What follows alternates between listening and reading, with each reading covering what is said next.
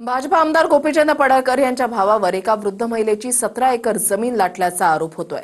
सांगलीमधल्या एका 80 वर्षाच्या आजीनं याबद्दल मुंबई सुद्धा गाठली। सरकारी पेन्शन देतो म्हणून आपले अंगठे घेतल्याचा आरोप वृद्ध महिलेनं केलेला आहे। पाहूयात एक रिपोर्ट।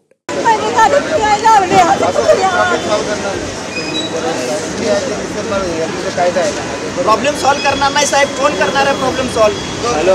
कसं करणार गव्हर्नमेंट चक्रा काढायला होतं कोर्टाच्या। आतापर्यंत 3 लाख गेले, हे करून काय उपयोग आहे गव्हर्नमेंटचा? मी चॅलेंज देतो सरकारला, चॅलेंज, ओपन चॅलेंज, की मी जे आता आरोप केलाय त्याच्यातला 1% खोटा आहे तर दाखवा, मी उद्या आजीला घेऊन येतो। भाजपा आमदार गोपीचंद पडळकरांच्या भावावर एका वृद्ध महिलेची 17 एकर जमीन लाटल्याचा आरोप होतोय। आरोपानुसार विविध सरकारी योजनांचा लाभ देऊन पेन्शन देतो असं आमिष दाखवून आजीला सरकारी कार्यालयामध्ये नेण्यात आलं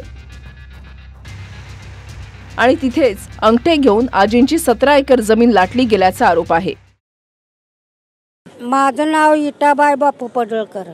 आमोलन फसवलं, यादवाबाईचं अंगठा उठवला, 1500 रुपये खाया देतो, काहीच नाही।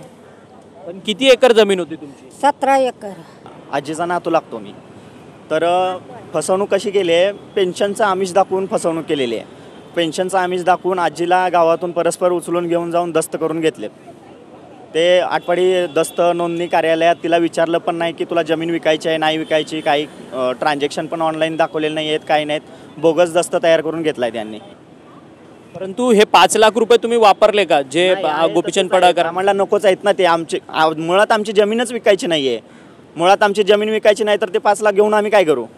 पण मग ह्याच्यामध्ये कोण पडद्यामागची भूमिका या सगळ्या घटनेच्या संदर्भात साकारताय? आजींची 17 एकर जमीन चोरीला म्हणजे चोरण्याचा प्रयत्न करतो। यामागे गोपीचंद पडळकरच्या फार्म हाऊसचा मॅनेजर आणि त्यांचा जो भाऊ आहे त्या सगळ्यांनी मिळून म्हणजे फार्म हाऊसच्या मॅनेजरच्या नावावरती सर्व जमीन केलेली आहे। त्यांच्या भावाचं नाव काय? ब्रह्मानंद पडळकर। सर्वांकडे तक्रार केलेली आहे पण कोणीच रिस्पॉन्स देत नाही आम्हाला। साऱ्याच्या मुठ्यात त्यानं दाबली, त्या असं साऱ्याला बंद केलंय त्यानं, कोणी घ्यायचं नाही म्हणून असं केलंय। मग सांगली केली, आटपाडी केली, इट केलं, पण कुठंच आमची दात घेतली नाही। त्यात आमचा भावकीतला त्यानं सारे केलं। अधिवेशनाच्या वेळेला आजीसह तिचे काही हितचिंतक विधिमंडळात आंदोलनासाठी पोहोचले होते। संबंधित कुटुंब माध्यमांपर्यंत पोहोचल्यानंतर मोठ्या संख्येने पोलीस दाखल झाले आणि त्यांनी आंदोलन करण्यापासून कुटुंबियांना रोखत दुसरीकडे नेलं। कोणीच ऍक्शन घेत नाहीये।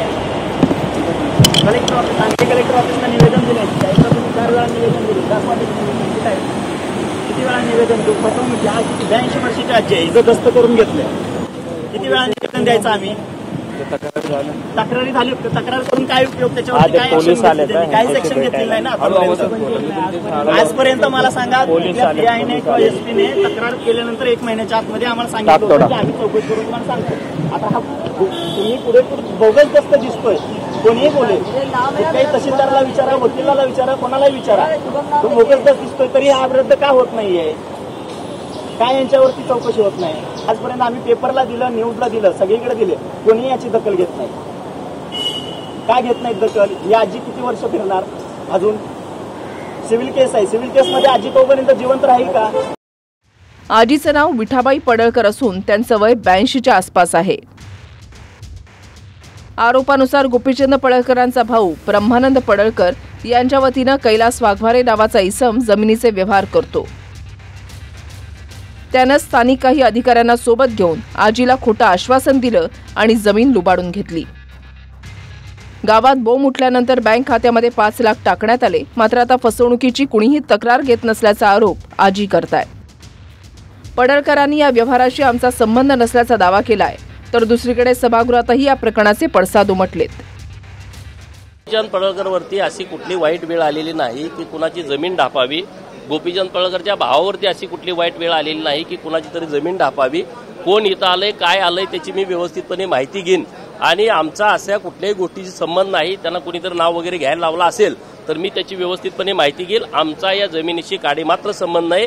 आमचीच पडळकरवाडीतली जमीन पेरायला आम्हाला वेळ नाही. आमची आई कशी तरी करते म्हणून आम्ही खातो. आम्ही तिकडे जात पण नाही आणि त्यामुळं असं काही घडलंय कुणाचं तर ती आम्ही माहिती घेऊन आम्ही सांगू. आमचा कुठल्याही जमीन हडप करण्याशी आमचा काही संबंध नाही.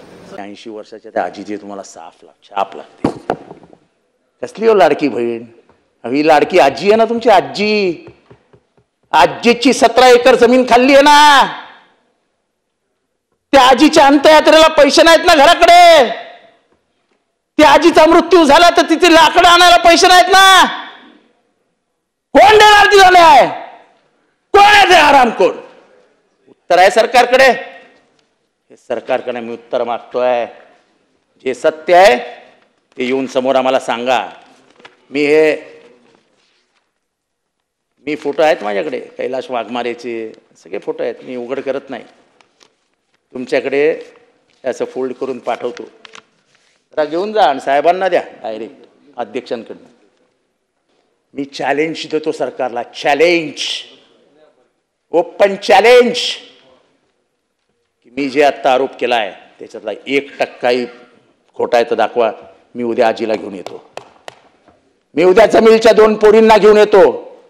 मी उद्या ज्ञानेश्वरी मुंडेला घेऊन येतो आणि तुमच्या लाडक्या बहिणी तुमच्या समोर ठेवतो. आणि मग तुम्ही सांगा की यांच्या डोळ्यातले अश्रू पुसण्याची ताकद तुमच्यात आहे का? यांचं कुंकू पळत देण्याची ताकद तुमच्यात आहेत का? यांच्या फुटलेल्या बांगड्यांना न्याय देण्याचा तुमच्यात ताकद आहे का? नसेल ताकद तर नाही सांगा. की काही सत्तेच्या दलालांपुढे आम्ही हतबल झालो आहोत.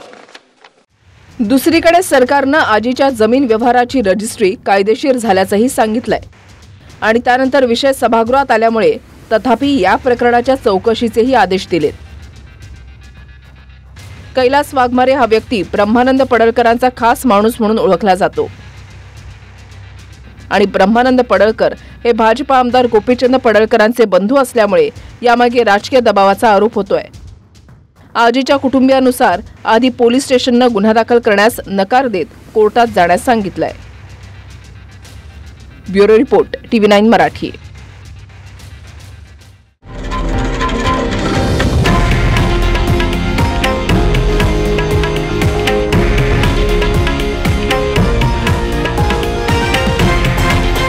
हे आहे देशातील नंबर 1 न्यूज नेटवर्क आणि आपण पाहत आहात TV9 मराठी, एकमेव.